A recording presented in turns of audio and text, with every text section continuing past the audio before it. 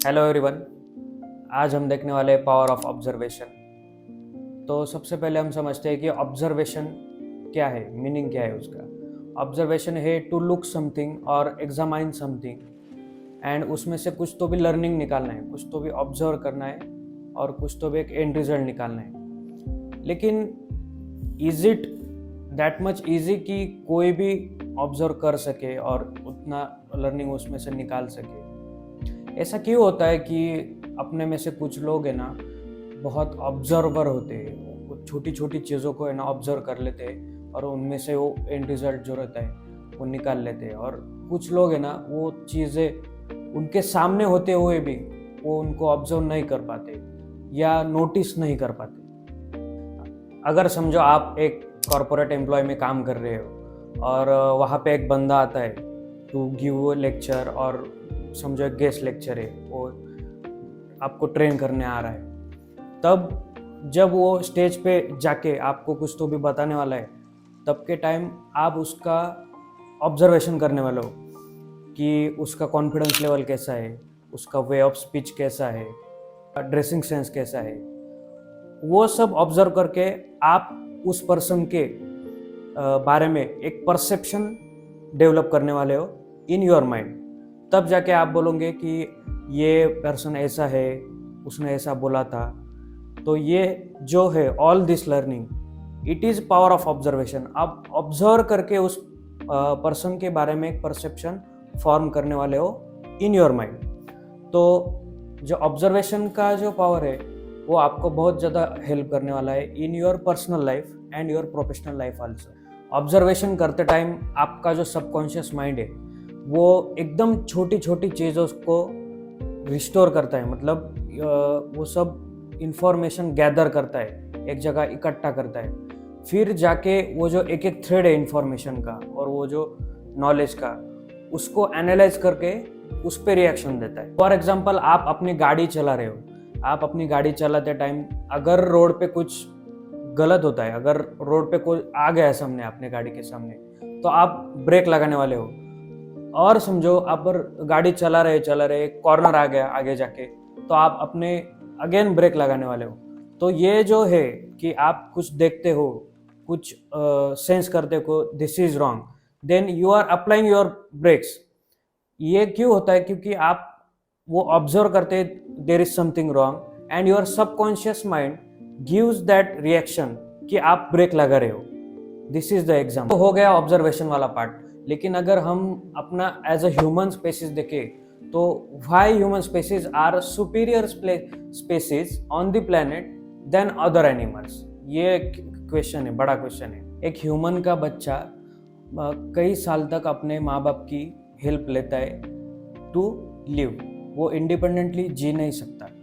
But अगर 3 महीने का एक बिल्ली का बच्चा रहेगा तो वो इंडिपेंडेंटली रह सकता है। अगेन एक ह्यूमन का बच्चा अपने पैरों पे चलने के लिए उसको 1 साल लग जाता है, लेकिन अगर एक गाय का बछड़ा होगा तो वो कई दिनों में ही चलने लग जाता है। This is the difference. Suppose एक 2 साल का ह्यूमन का बच्चा है, is gonna fight with the 2 साल का शेर, छोटा सा। तो आपको क्या लगता है कौन जीतने वाला है उनकी फाइट में? The answer is obvious. Humans के पास एक ब्रिलियंट कैपेबिलिटी है कि वो थिंक कर सकते हैं। थिंक करने के बाद वो ऑब्जर्व करते हैं, नॉलेज गेन करते हैं, और वो जो गेन किया हुआ जो नॉलेज है वो उनके अगले जो जनरेशन है उनको वो पास डाउन करते हैं। एंड ह्यूमंस ऑब्जर्वेशन के थ्रू बहुत सारी चीज़ें सीखते हैं। वो अपने खुद के ऑब्जर्वेशन की वजह से सीखते हैं और वो दूसरों के ऑब्जर्वेशन की वजह से भी सीखते हैं। Transfer of knowledge is through verbal communication. पुराने टाइम पे वर्बल कम्युनिकेशन पे ये नॉलेज का transfer from one generation to another generation चलता था। एंड जो ऑब्जर्वेशन है वो एक बिल्डिंग ब्लॉक ऑफ नॉलेज है। If we study the ancient civilisation, तब के टाइम पे मतलब थाउजेंड्स ऑफ ईयर्स एगो जो बंदे थे उनने जो साइंस सीखा, मैथमेटिक्स सीखा, एस्ट्रोलॉजी सीखा, और वो सब लर्निंग्स उनने वो नोट डाउन करके रखी। But in those period of 1000 year, last 1000 year, जो और कुछ दूसरे नए बंदे आए और उन्होंने कुछ जो भी सीखा, तो वो उस लर्निंग में वो ऐड करते गए और आज हमारे पास एक ह्यूज नॉलेज अवेलेबल है। तो this power of observation we are going to get learn through 2 stories. 2 stories है यहाँ पे। तो पहली स्टोरी है the apple story. Okay, so the 300 साल पहले एक बंदा था, इंग्लिश समर वो एंजॉय कर रहा था, वो इंग्लिश मैन था और वो एप्पल के ट्री के नीचे बैठ के वो एंजॉय कर रहा था। देन एप्पल जो थे वहाँ पे पेड़ पे वो पक रहे थे, तो वो नीचे गिर रहे थे, एक एक एप्पल नीचे गिर रहे थे। तो उसने देखा कि एप्पल नीचे गिर रहा है, तो उसने क्वेश्चन किया कि ये एप्पल नीचे क्यों गिर रहा है। तो वो क्यूरियस था, उसका माइंड भी क्यूरियस था, लेकिन उसके पहले भी एप्पल नीचे ही गिर रहे थे, लेकिन उसने क्वेश्चन किया, खुद को क्वेश्चन किया कि ये एप्पल नीचे ही क्यों गिर रहा है, वो साइडवेज क्यों नहीं जा रहा, नहीं तो ऊपर क्यों नहीं जा रहा, नीचे क्यों आ रहा है।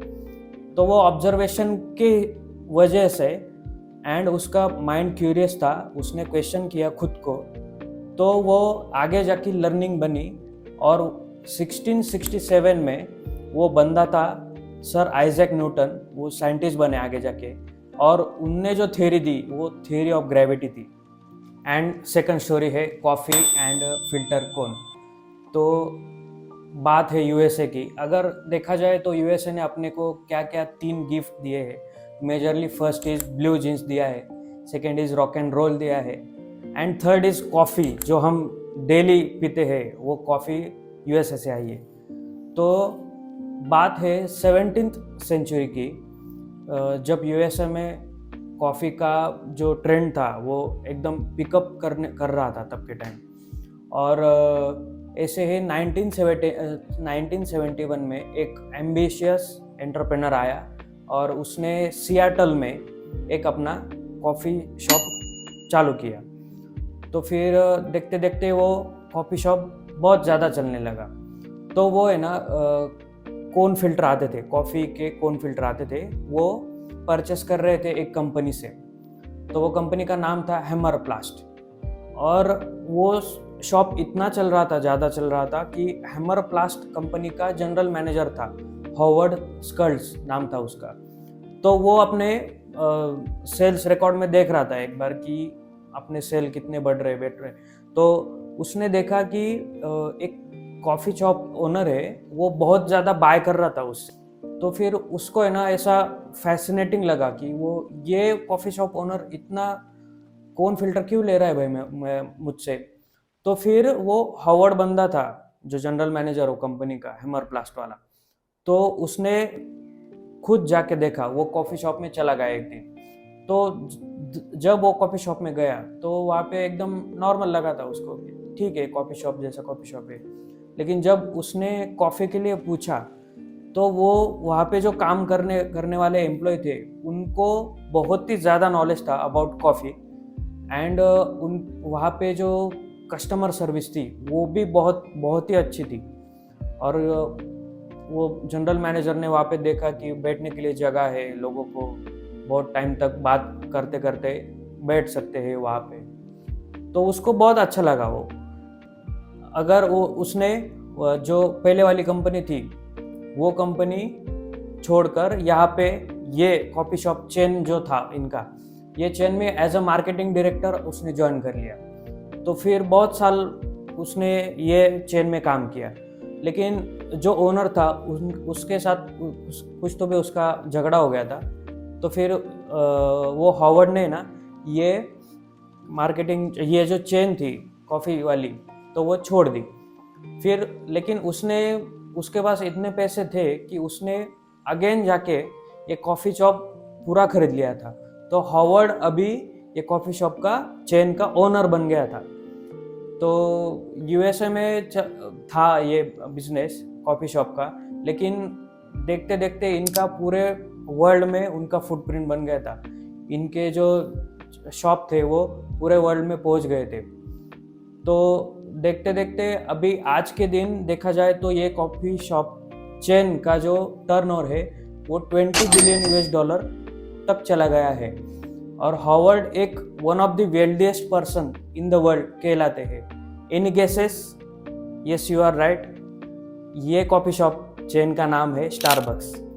तो हॉवर्ड भाई साहब ने पावर ऑफ ऑब्जर्वेशन यूज़ किया। पहला ऑब्जर्वेशन उनने किया था कि उनके जो कोन फिल्टर के जो सेल्स थे वो बहुत ही ज़्यादा बढ़ रहे थे। फिर बाद में जाके उनने वो कॉफ़ी शॉप में चले गए थे। उधर जाके उनने देखा कि कॉफ़ी का ट्रेंड बढ़ रहा है। उनका वो कॉफ़ी का जो शॉप था उधर की सर्विस वो उनको बहुत ही पसंद आया। फिर बाद में जाके उन्होंने मार्केटिंग डायरेक्टर एज ज्वाइन किया।